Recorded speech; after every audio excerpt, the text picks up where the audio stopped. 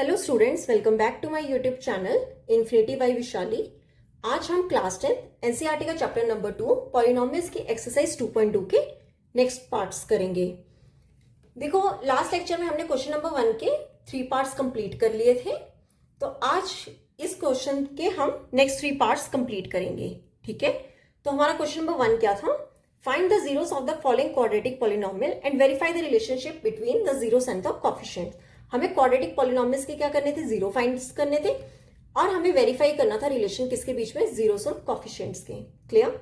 तो fourth part हमारा क्या है? 4u² plus 8u। तो ये क्वेश्चन हम कैसे करते थे? सबसे पहले इक्वेशन को किसके इक्वल ले लेते थे? जीरो के। 4u² plus 8u equal to 0। Clear? अब देखो, पहले जो हम क्वाड्रेटिक इक्वेशन हमने किए उसमें हमारी कांस्टेंट टर्म भी होती थी। यहाँ पे हमारी टर्म्स कितनी है? 2 टर्म्स है, एक 4u² है और सेकेंड टर्म कौन सी है? 8u।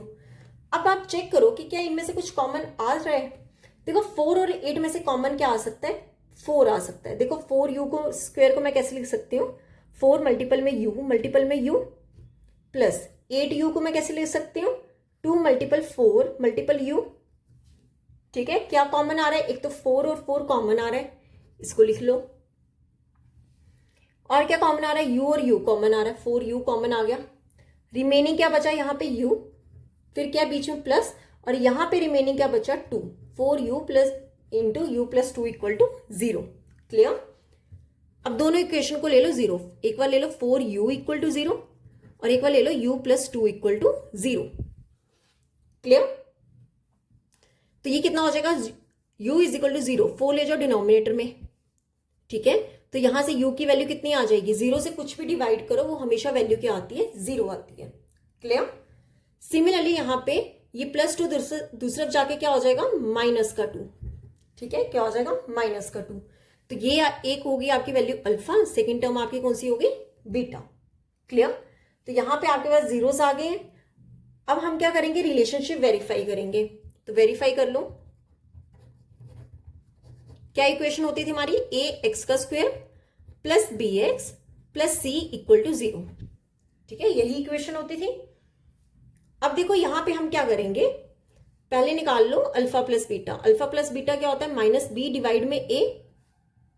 ठीक है, मतलब ये जो हमारी इक्वेशन है ये कैसी है? 4u² plus 8u। Constant term कोई नहीं है ना, तो इसकी जगह लगा दो +0 इक्वल टू 0। ठीक है, कांस्टेंट टर्म कोई नहीं है, इससे हम +0 लिख रहे हैं। अल्फा की वैल्यू कितनी है? 0 प्लस बीटा, बीटा कितना है? -2। ठीक है, इक्वल टू माइनस, फॉर्मूले का माइनस, बी कितना है? 8 और डिनोमिनेटर में ए कितना आ जाएगा? 4।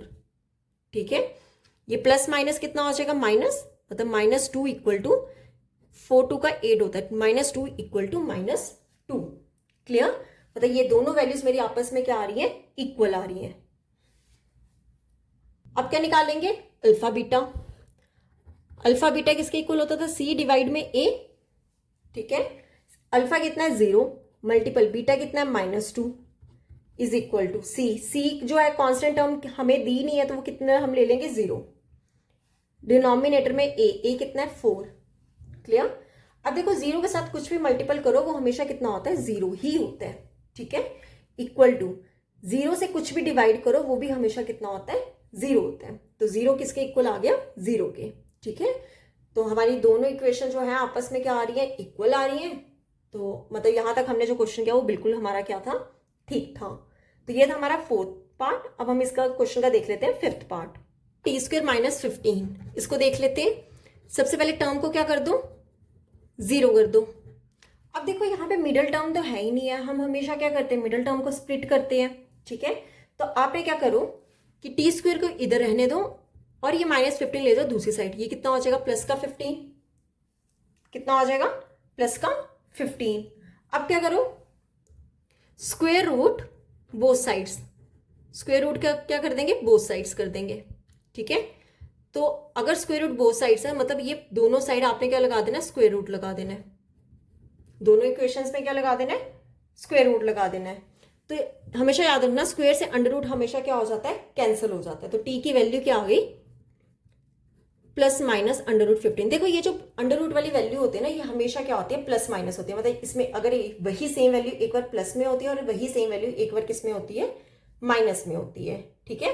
तो इस करके मैंने यहाँ पे क्या लगा दिया, प्लस माइनस लगा दिया। तो टी की वैल्यू क्या आ गई, प्लस माइनस √15, मतलब एक मेरा टी आ गया √15 प्लस का, और एक टी की वैल्यू कितनी आ गई, माइनस में।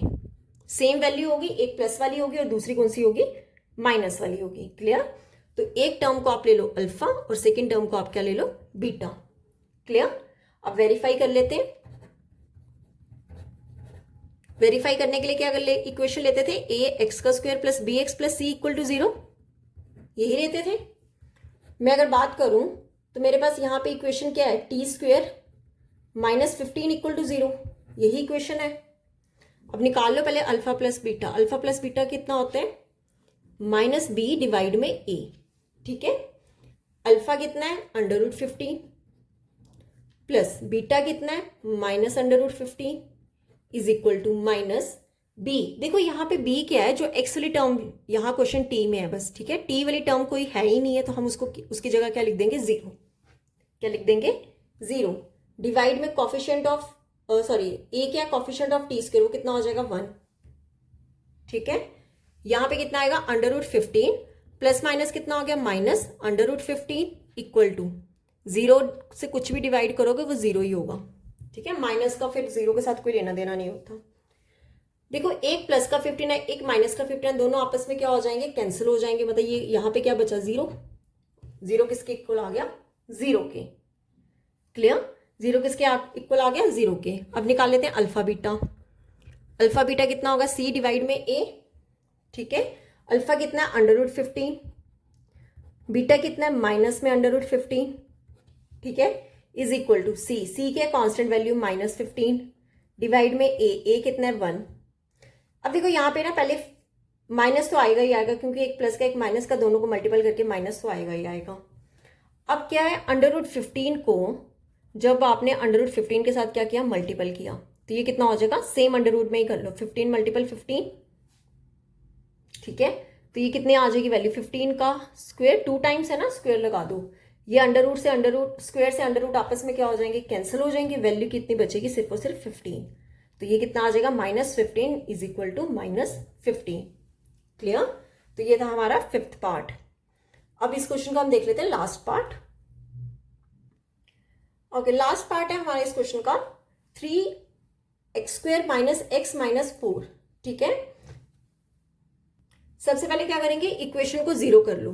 3x² - x - 4 = 0, ठीक है। अब क्या करेंगे, मिडिल टर्म स्प्लिट कर लेते हैं। कैसे करते थे, पहले 3 और -4 का कर दो मल्टीपल। अब मेरे को -12 के फैक्टर्स ऐसे निकालने हैं कि मेरे पास b की वैल्यू -1 आ जाए, ठीक है। ये वैल्यू कितनी आ जाए, -1। अब देखो 12 के फैक्टर्स क्या हो सकते हैं, अगर मैं 3 4 का कितना होता है, 12, 3 4 का कितना होता है, 12। मैंने क्या बोलता, अगर यहाँ पे माइनस है तो आपने बड़ी वाली वैल्यू के साथ क्या लगा देना, माइनस, और छोटी वाली के साथ क्या लगा देना, प्लस कर देना है। तो अगर मैं इनको सॉल्व करूँ तो मेरे पास मिडिल टर्म -1 स्प्लिट होके आ रही है, मतलब एक टर्म मेरी प्लस का 3x हो गया, दूसरी टर्म कौन सी होगी, माइनस का 4x, ठीक है। तो 3x² प्लस का 3x -4x -4 = 0। क्लियर। अब क्या करेंगे, 2 2 का पेयर्स बना लेते हैं। एक हमारी ये हो गई और एक हमारी क्या होगी, ये हो गई। अब यहाँ पे देखो 3 और 3 आपस में क्या आ रहा है, कॉमन आ रहा है, ठीक है। 3x² को प्लस 3x, इसको मैं कैसे लिख सकती हूँ, 3 मल्टीपल में x मल्टीपल में x प्लस 3 मल्टीपल में x। एक 3 कॉमन आ गया, एक x कॉमन आ गया। ब्रैकेट में क्या बचेगा, यहाँ पे सिर्फ और सिर्फ x बचा, प्लस यहां पे कुछ नहीं बचा तो उसकी जगह क्या लगाते हैं, 1, x + 1, ठीक है, माइनस। अब देखो ये कितना है, 4x - 4, दोनों जगह क्या आ रहा है, 4 कॉमन आ रहा है, x तो कॉमन नहीं आ रहा। तो यहां पे क्या बचेगा, x। मैंने क्या बोला था, अगर माइनस कॉमन निकालना है तो अंदर वाला साइन क्या हो जाता है, चेंज हो जाता है। तो ये माइनस वाली जो टर्म होगी ये क्या हो जाएगी, प्लस में हो जाएगी, ठीक है। +1 = 0। अब चेक करो ये दोनों वैल्यूज आपस में क्या आ रही है, सेम आ रही है। अगर ये दोनों वैल्यूज आपस में सेम आ रही है तो मतलब हमने क्वेश्चन अभी तक यहां तक बिल्कुल ठीक ही है। अब क्या करेंगे, इसको कॉमन निकाल लो, x + 1 बचा कितना, यहाँ पे x + 1 कॉमन निकाला, रिमेनिंग क्या बचा, 3x। यहाँ पे x+1 कॉमन निकाला, रिमेनिंग क्या बचा -4। ठीक है, अब क्या करेंगे, दोनों इक्वेशंस को ले लो 0। एक बार आ जाएगा x+1 = 0, एक बार क्या आ जाएगा 3x - 4 = 0। ठीक है, यहां से x की वैल्यू, ये +1 दूसरा जाके क्या हो जाएगा -1, इसे ले लो अल्फा। ये 3x - 4, ये -4 दूसरा जाके क्या हो जाएगा +4। यहां से x की वैल्यू क्या आ जाएगी 4, डिनोमिनेटर में 3 डिनोमिनेटर में चला गया, तो इसे आप ले लो बीटा। मेरे पास अल्फा और बीटा आ गए, मतलब मेरे पास जीरोज आ गए। अब हमें क्या करना है, फाइंड नहीं, अब हमें वेरीफाई करना है। ठीक है, वेरीफाई के लिए इक्वेशन क्या होती थी, ax² + bx + c = 0। ठीक है, और हमारी इक्वेशन क्या है, 3x² - x - 4 = 0। बस एक बार अल्फा प्लस बीटा निकाल लेते हैं, देन अल्फा बीटा चेक कर लेते हैं। तो अल्फा प्लस बीटा का फॉर्मूला क्या होता था, -b डिवाइड में a। ठीक है, अल्फा की वैल्यू कितनी है -1, प्लस बीटा की वैल्यू कितनी है 4 डिवाइड में 3 = -b कितना है यहाँ पे -1 डिवाइड में a कितना है 3। क्लियर।